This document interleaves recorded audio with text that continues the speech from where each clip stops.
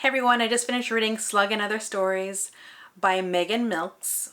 This was released by Feminist Press in 2021. I believe this is like a re-release. They're all short story collection.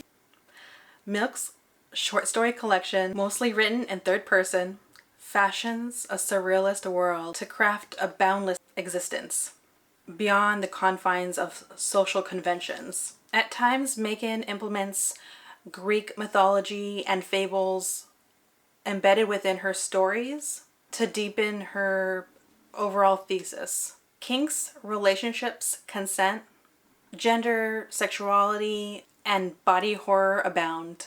If you enjoy literary work by Chuck Palahniuk, or if you recently read Chlorine by Jade, and I would even go so far on a cinematic level to mention John Waters movies, then you may like this. I'm glad I read this in terms of literary craft, but I can't really recommend this. And I would go as far as to say I'm probably not going to provide like a star rating or my gers and purrs because I don't really know if I could do that. Again, the literary craftsmanship is incredible, but some of the contents was too much for me. And I don't even know if I could say it on the tube. So I'm going to say some of the trigger warnings, as they're also the same reasons why I wish I had known maybe I wouldn't have even picked this up. So my trigger warnings are about grapes or inschmest or schmichtiality. That's the only way I can get away with saying what I need to say, but those are the reasons that I really had a knee-jerk reaction to this. And so yeah, there's your warning. And with that said, welcome to my spoiler corner. Welcome to my channel, Books, Girls, and Purrs. My name's Leslie. I'm gonna just talk about a couple of examples in this work. So I might keep it short, if that makes any sense. I'm gonna have to refer to my notes. So what I did like about Megan Milks' writing is their surrealist approach. And I felt like the first short story called Slug, if you can't handle that, you don't want to read the rest. The first short story, Slug,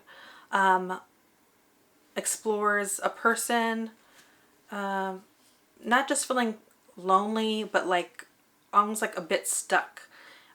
They're into kinks like being a dominatrix, and also they have fantasies about one of my trigger warnings, schmichtiality, and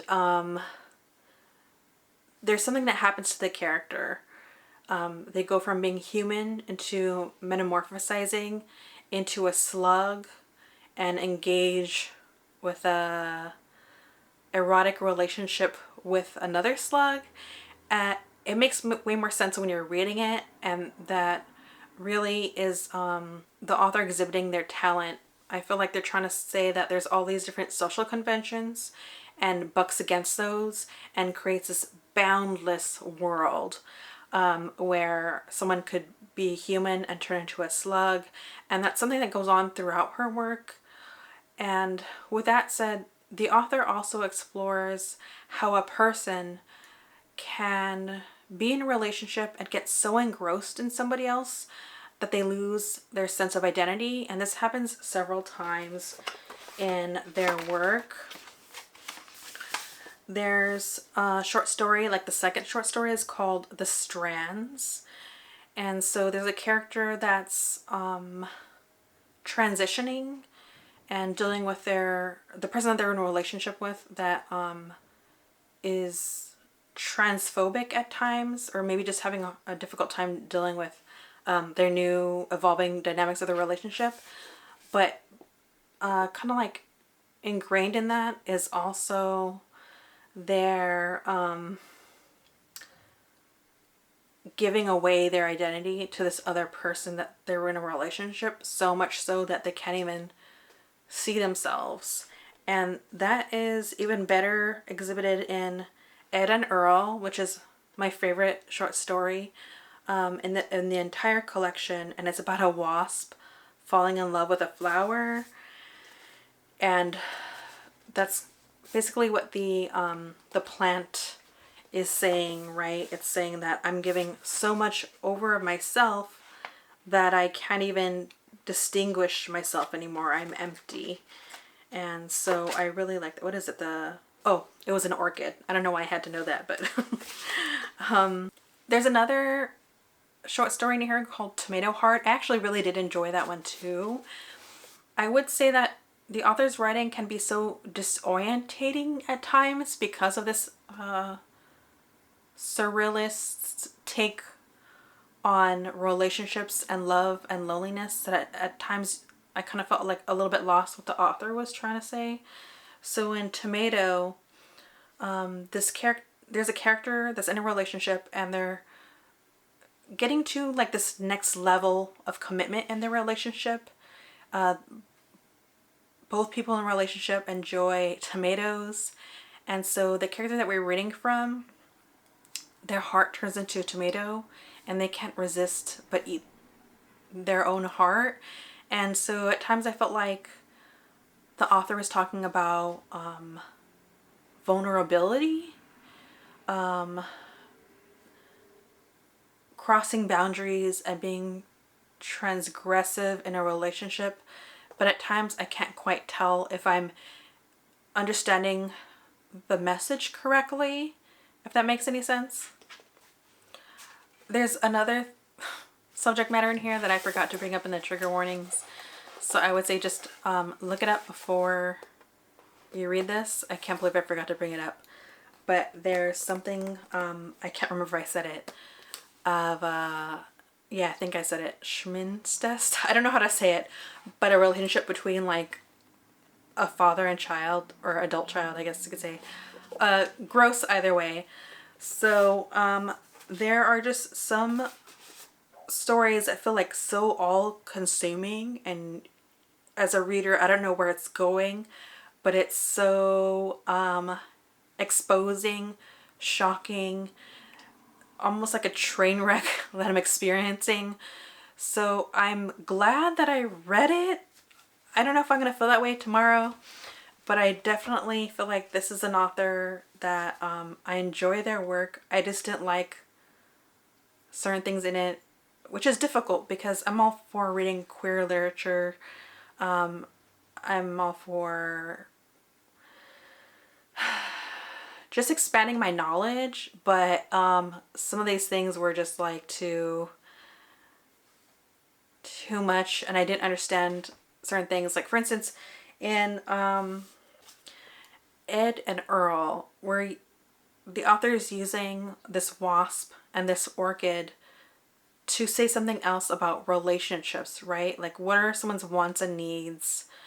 How do we give away too much of ourselves? How do we not create boundaries for ourselves? Or find yourselves in cycles of a relationship and maybe think you don't know how to get out, or explore what is love, what isn't love, how can you tell the difference? Does that exist? And so that was fine. It was the schmishtiality part that I felt like, what are we doing here? And that's, we get a taste of this early on in Slug, but only through like the fantasy writing portion of what this character is into. But then later on, like this is something that happens. There's actually like this AI, I think, droid thing going on too. And so I also felt like maybe that was more about someone needing to reflect on themselves, like their own behavior once they see it mirrored back at them, kind of like exploring the monstrous parts of humanity. And so yeah, I can't even explain. That's why I was having such a hard time rating this, because writing style, chef's kiss, 5 purrs. Content, not so much. Gurs all the way.